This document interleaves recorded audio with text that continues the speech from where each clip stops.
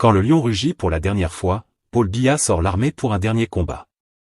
Au Cameroun, mes chers abonnés, quand le vent du pouvoir commence à tourner, même les arbres du palais se mettent à trembler. Oui, oui. Le drame est total, Paul Biya, le vieux lion de Yaoundé, aurait décidé de sortir l'armée pour un dernier combat, face à ce qu'il appelle désormais une vaste tentative de déstabilisation nationale. Rien que ça.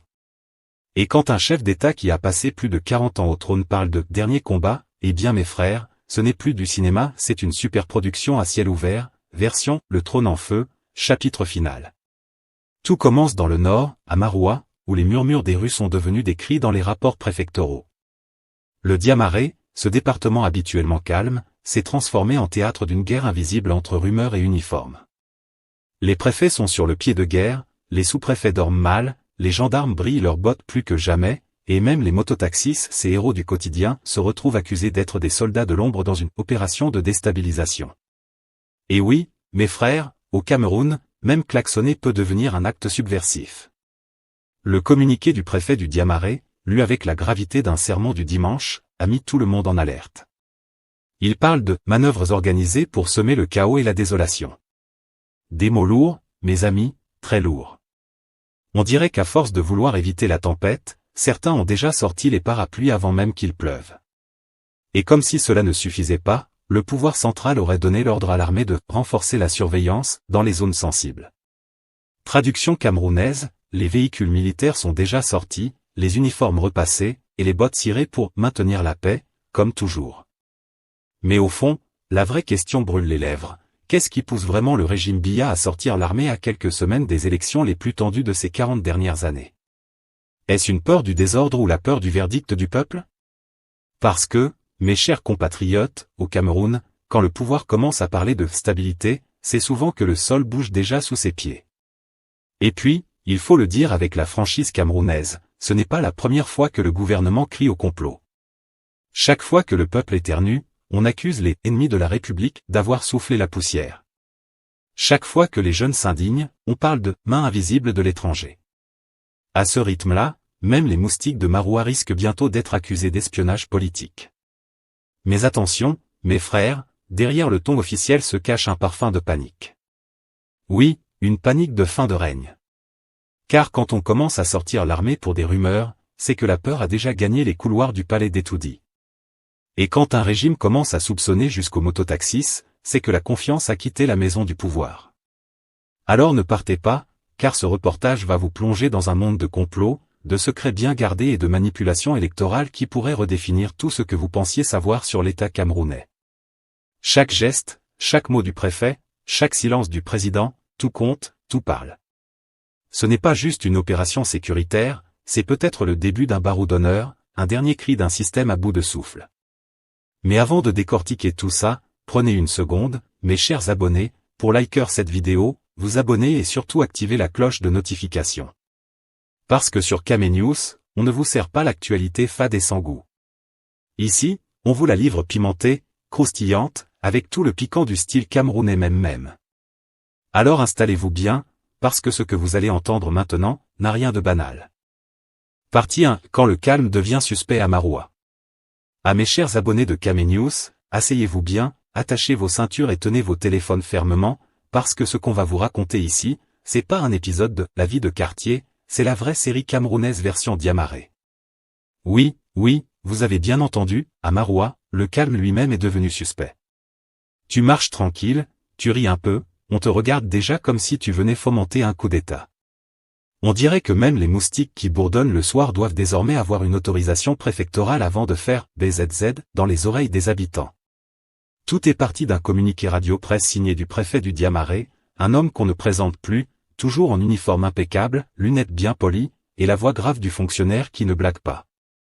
Il a parlé, mes frères, et quand le préfet parle, même le vent s'arrête de souffler. Dans son ton officiel, il a martelé que des tentatives organisées de déstabilisation seraient en cours à Maroua. Oui, vous avez bien lu, déstabilisation.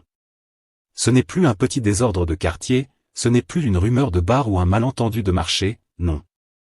C'est une véritable entreprise de chaos planifié, version Diamaré 2025. Mais attendez seulement.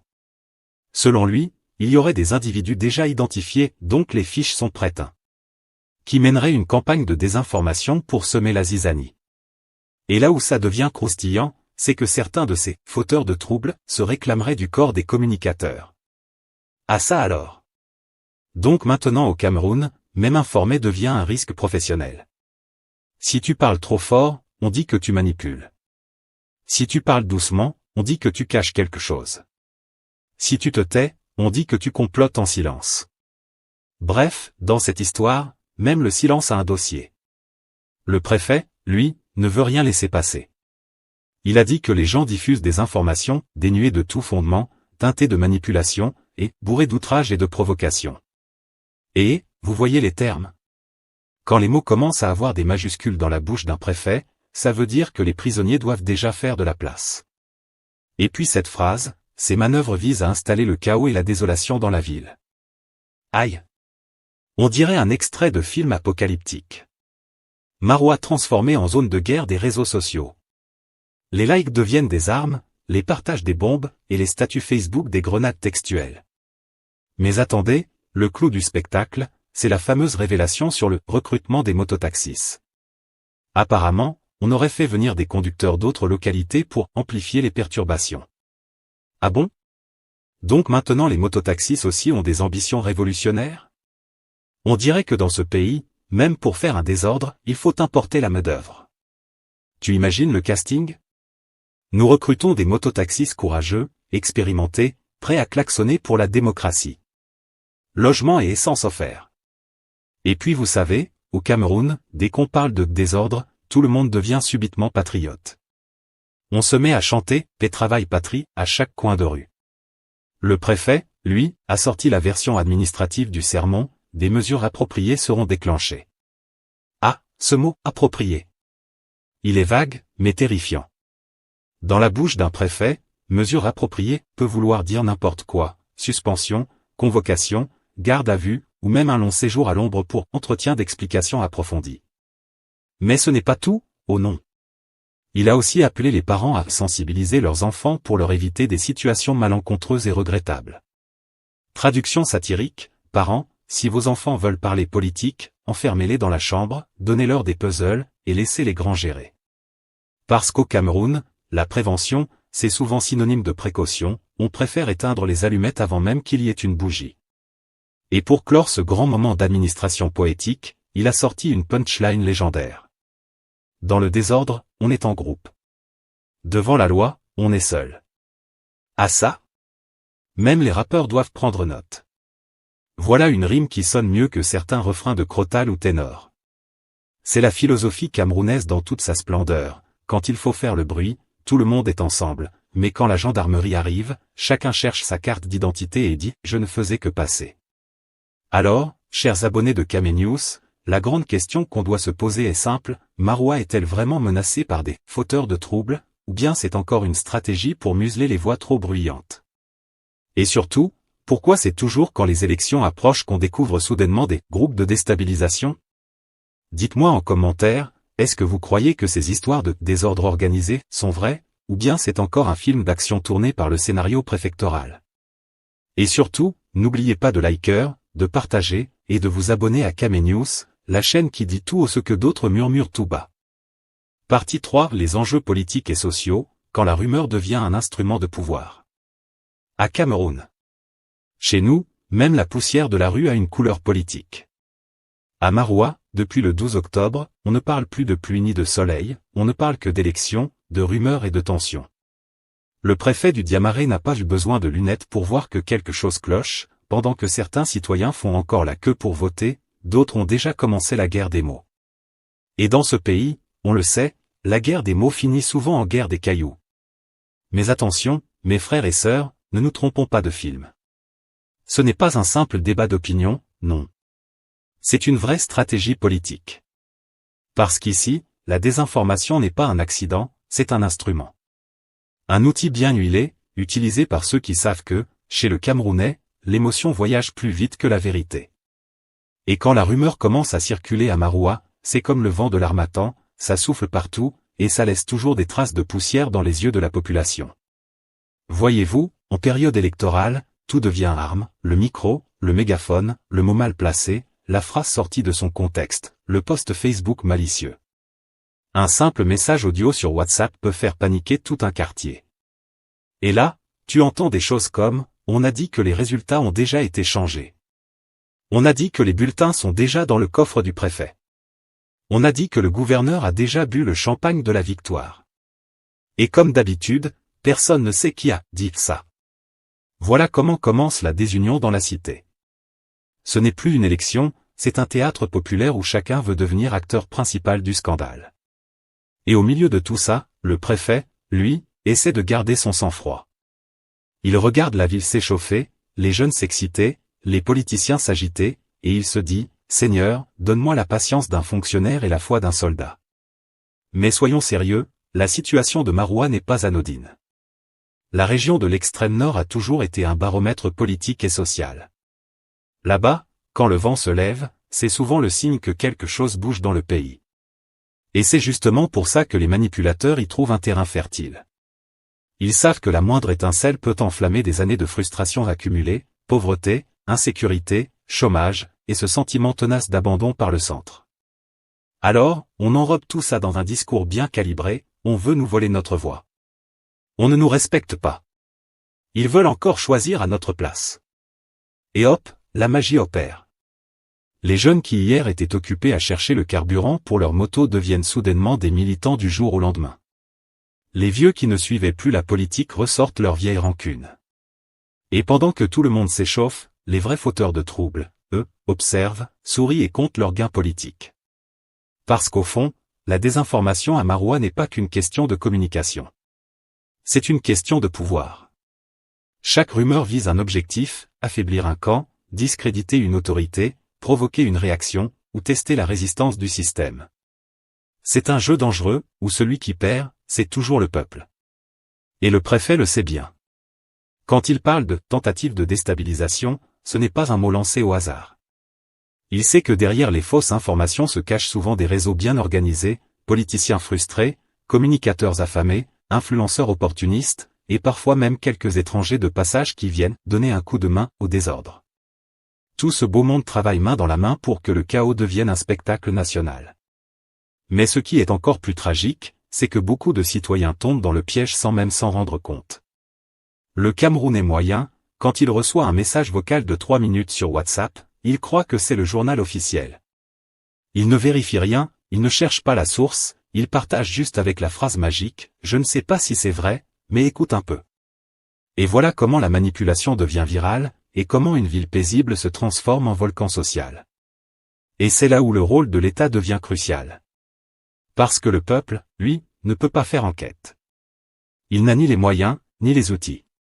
Alors, quand le préfet parle, il doit parler avec la vérité. Pas avec des demi-mots. Parce qu'au Cameroun, dès qu'un responsable exagère un peu, le peuple se méfie. Et quand le peuple se méfie, la rumeur reprend du carburant. C'est un cercle vicieux. La solution? C'est la confiance. Et cette confiance, ça ne se décrète pas, ça se construit. Il faut que les autorités locales parlent un langage simple, franc, transparent. Il faut qu'elles descendent dans les quartiers, qu'elles discutent avec les jeunes, qu'elles expliquent ce qui se passe réellement. Parce qu'un citoyen informé, c'est un citoyen difficile à manipuler. Et surtout, il faut que les politiciens arrêtent de jouer aux apprentis sorciers. Parce qu'à force de manipuler la colère du peuple pour gagner des points, ils finiront par allumer un feu qu'eux-mêmes ne pourront plus éteindre. Et comme on dit chez nous, celui qui met le feu à la maison de son voisin oublie que le vent ne choisit pas la direction. Maroua n'a pas besoin d'un autre chaos. Elle a besoin de vérité, de paix et de responsabilité. Parce qu'au final, les élections passent, mais les blessures sociales, elles, restent. Et si la rumeur continue d'être la langue officielle des campagnes électorales, le Cameroun finira par parler un dialecte que même la paix ne comprend plus. Partie 4. La réponse de l'autorité, quand la loi met ses chaussures pour rattraper la rumeur en moto. À Cameroun. Dans ce pays, quand la rumeur part en moto, l'administration se met à courir pieds nus derrière. Et c'est exactement ce qui se passe à Maroua, pendant que les faiseurs de désordre carburent au super, les autorités cherchent encore la clé du véhicule administratif pour déclencher les mesures appropriées. Oui, c'est le mot du préfet, mesures appropriées. Mais attention. Chez nous, cette phrase-là est comme le piment, elle a plusieurs degrés de brûlure. Le préfet du Diamaret, visiblement ulcéré, a sorti le grand ton. Il promet que ceux qui s'amusent à souffler sur les braises seront identifiés, neutralisés, et présentés à la loi. Et là encore, il envoie une phrase lourde de sens, dans le désordre, on est en groupe. Devant la loi, on est seul. Ah, mes frères, cette phrase mérite d'être gravée sur la façade de toutes les préfectures du Cameroun. Parce que c'est là le vrai problème de notre société, dans le chaos, tout le monde est courageux, mais dès que la justice se pointe, chacun commence à jouer au sein. Mais attention, dans la satire, il faut dire la vérité sans trembler. Oui, la loi doit s'appliquer, mais à condition qu'elle s'applique pour tout le monde. Parce qu'ici au pays, souvent, on arrête les petits poissons pendant que les gros requins sont nommés à de nouveaux postes. Et c'est là où le Camerounais du quartier commence à douter. Quand il voit que celui qui a partagé une fausse information est arrêté, mais celui qui a organisé la manipulation dort tranquille au frais dans un bureau climatisé, il se dit, ah donc, c'est encore une opération pour calmer le peuple, hein? Or, soyons sérieux, dans cette affaire, si le préfet veut vraiment faire respecter la loi, il faut frapper fort, mais juste. Parce que la répression sans discernement, c'est comme frapper une mouche avec un marteau, on casse la table et la mouche s'envole. Le danger ici, c'est de transformer une rumeur en drame, juste parce qu'on veut montrer qu'on est fort. Si on commence à arrêter tous ceux qui parlent fort à Maroua, il n'y aura plus de marché demain. La vraie solution, c'est la prévention. Et ça, le préfet le sait bien, il appelle les parents à sensibiliser leurs enfants, à leur dire de ne pas tomber dans le piège des agitateurs. Mais soyons francs, combien de parents ont encore autorité sur leurs enfants dans ce Cameroun de 2025? Les jeunes écoutent plus les influenceurs que les pères de famille.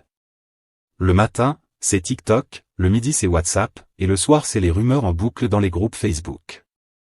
Tu dis à ton fils de ne pas aller manifester, il te répond, « Papa, tu ne comprends rien à la révolution. » Et pendant ce temps, les mêmes jeunes sont recrutés, payés en carburant et en sandwich, pour aller faire du bruit dans les rues. Voilà le piège. Et c'est pourquoi la meilleure arme du préfet n'est pas seulement la matraque, mais l'éducation civique et le contre-discours intelligent. Il faut parler à ces jeunes dans le langage qu'ils comprennent, les réseaux sociaux, les vidéos, les podcasts, les débats. Parce que la rumeur d'aujourd'hui ne se combat pas à la radio officielle, mais sur le terrain numérique. Mais comme on dit chez nous, le poisson pourrit toujours par la tête. Tant que certains responsables politiques continueront à jouer avec le feu pour des calculs électoraux, le préfet peut bien se fatiguer à arroser les braises, le feu prendra quand même ailleurs. Si on veut réellement la paix à Maroua, il faut que tout le monde, du haut jusqu'en bas, respecte la vérité. Car dans un pays où le mensonge est institutionnalisé, la rumeur devient la radio du peuple. Enfin, n'oublions pas le ton de la sagesse, on peut être sévère sans être violent, on peut punir sans humilier, et on peut prévenir sans menacer. La phrase du préfet devrait être réécrite ainsi, dans le désordre, on est nombreux, mais dans la sagesse, on se protège tous. Parce qu'à la fin, qu'on soit préfet ou citoyen, on est tous dans le même bateau Cameroun. Et si le navire chavire à Maroua, c'est toute la République qui boira la tasse. Alors mes frères et sœurs, posez-vous la question, faut-il vraiment attendre que la gendarmerie débarque pour que le bon sens revienne? Ou bien allons-nous enfin apprendre à ne pas transformer chaque élection en champ de bataille? Dites-nous en commentaire ce que vous en pensez, et surtout, abonnez-vous à Kamenews, la seule chaîne où la satire a plus de vérité que certains communiqués officiels. Conclusion, appel à la raison et à l'engagement. Maroua est à la croisée des chemins, restez spectateur des tempêtes médiatiques ou apprendre à déjouer les manipulations. Avant de partager, lisez, avant de croire, vérifiez, avant de partir en manifestation, posez-vous la question, suis-je manipulé? Dites-nous en commentaire, avez-vous vu des messages suspects ces derniers jours? Qui, selon vous, est responsable? Aimez la vidéo si vous voulez d'autres enquêtes locales et abonnez-vous à Kamenews pour continuer à décrypter, avec humour et sang-froid, ce que les autres oublient de vous dire. La discussion commence maintenant, parlez, mais pensez d'abord.